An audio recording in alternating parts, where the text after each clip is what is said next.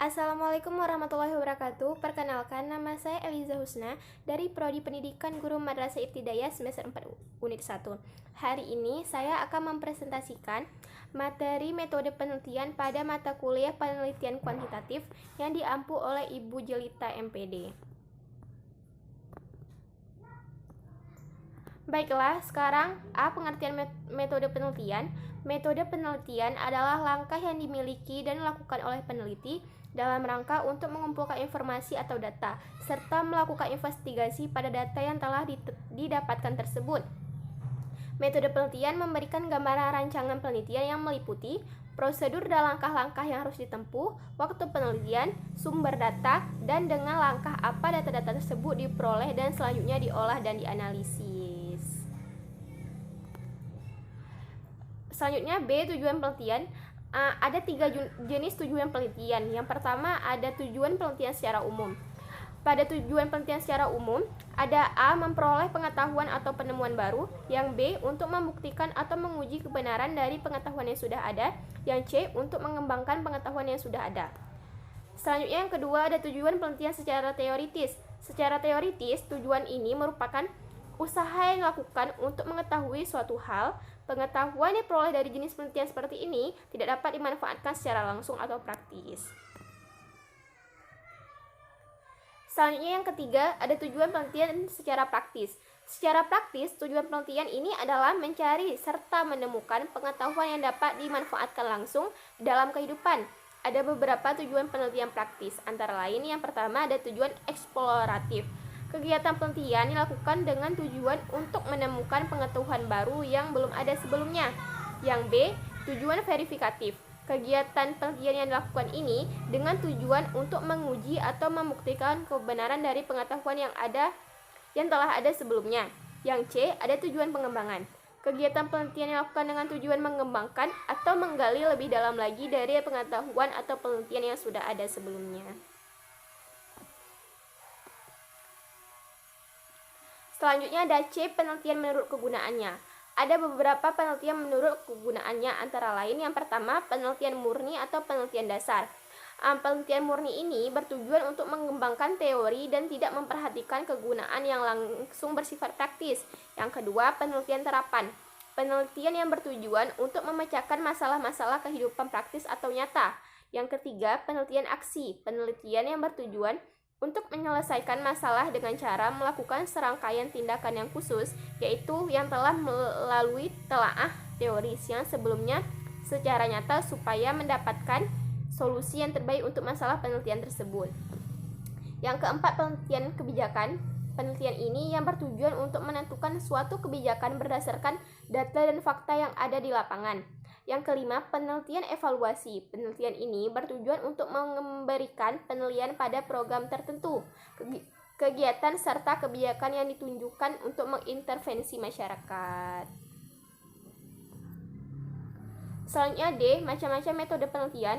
Metode penelitian berdasarkan sifat-sifat masalahnya dapat diklasifikasikan antara lain. Yang pertama, metode penelitian historis, yaitu untuk membuat rekonstruksi terhadap masa lampau secara sistematis dan objektif.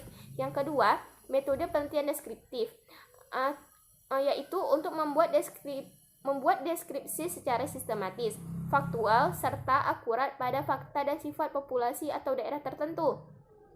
Yang ketiga, metode penelitian perkembangan, yaitu untuk menyelidiki pola-pola dan urutan pertumbuhan dan perubahan sebagai fungsi waktu. Yang keempat, metode penelitian kasus, yaitu untuk mempelajari secara intensif tentang latar belakang keadaan sekarang serta interaksi lingkungan suatu objek. Yang kelima, metode penelitian korelasional, yaitu untuk mengkaji tingkat keterkaitan antara variasi suatu faktor dengan variasi faktor lain berdasarkan koefisien korelasi. Selanjutnya yang keenam, metode penelitian eksperimental, yaitu untuk menyelidiki adanya kemungkinan hubungan sebab akibat dengan cara melakukan kontrol atau kendali. Yang ketujuh, metode penelitian kuasi eksperimental semu, yaitu untuk mengkaji kemungkinan hubungan sebab akibat dalam keadaan yang tidak memungkinkan ada kontrol atau kendali, tetapi bisa diperoleh informasi pengganti bagi situasi dengan pengendalian. Yang ke-8, metode penelitian kausal komparatif, yaitu untuk menyelidiki kemungkinan hubungan sebab akibat, tetapi tidak dengan eksperimen melainkan dengan pengamatan pada data dari faktor yang diduga penyebab sebagai pembanding. Yang terakhir, 9, metode penelitian tindakan, yaitu untuk mengembangkan keterampilan baru atau pendekatan baru dan diterapkan langsung serta dikaji hasilnya. Selanjutnya ada E, penelitian menurut metode. Di sini yang pertama ada penelitian survei, yaitu penelitian yang dilakukan pada populasi besar maupun kecil. Tetapi data yang dipelajari adalah data dari sampel yang diambil dari populasi tersebut, sehingga ditemukan kejadian-kejadian relatif, distribusi, dan hubungan-hubungan antar variabel. Yang kedua ada penelitian ex post facto, yaitu penelitian yang dilakukan untuk meneliti peristiwa yang telah terjadi dan kemudian merunut ke belakang untuk mengetahui faktor-faktor apa saja yang dapat menyebabkan timbulnya kejadian tersebut. Yang ketiga, penelitian eksperimen. Penelitian ini penelitian yang berusaha mencari pengaruh variabel tertentu terhadap variabel yang lain dalam kondisi yang terkontrol secara ketat. Yang keempat, penelitian naturalistik atau model kualitatif, yaitu metode penelitian yang digunakan untuk meneliti pada kondisi objek alamiah.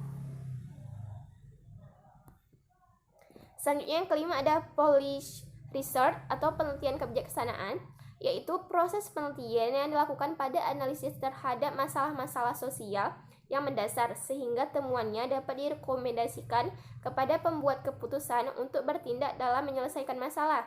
Yang keenam, action research, penelitian yang bertujuan untuk mengembangkan metode kerja yang paling efisien sehingga biaya produksi dapat ditekan dan produktivitas lembaga dapat meningkat.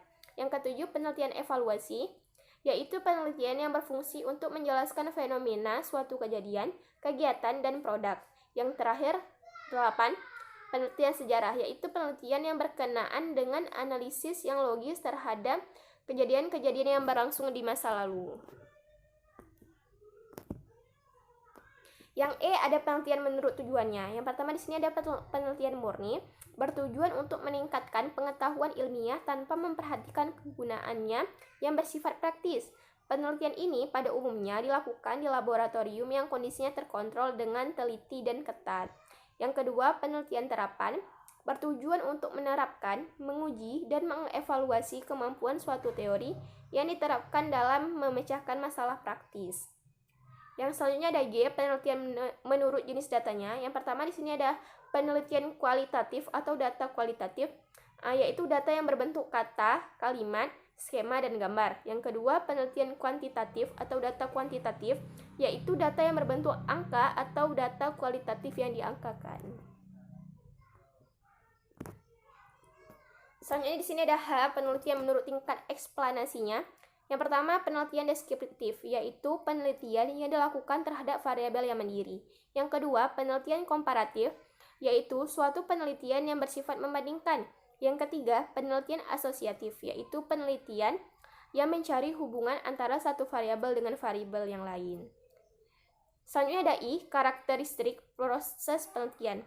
Di sini yang pertama ada penelitian harus sistematis, yaitu langkah-langkah yang sistematis dalam penelitian akan tergantung pada pendekatan metode strategi yang digunakan dalam penelitian. Yang kedua, penelitian harus logis, yaitu langkah-langkah penelitian yang sistematis menurut adanya konsekuensi bahwa bagian-bagian yang ada di dalamnya harus logis dan setiap bagiannya. Yang ketiga, penelitian harus empiris, yaitu penelitian yang berkaitan dengan objek nyata, maka kebenarannya harus dapat diindra, panca indera secara langsung. Yang terakhir ada penelitian mempunyai sifat reduktif, yaitu penelitian yang menggunakan prosedur analitik untuk mendapatkan data. Maka sebenarnya peneliti telah mendapatkan berbagai kebimbangan tentang suatu fenomena, kejadian, atau masalah.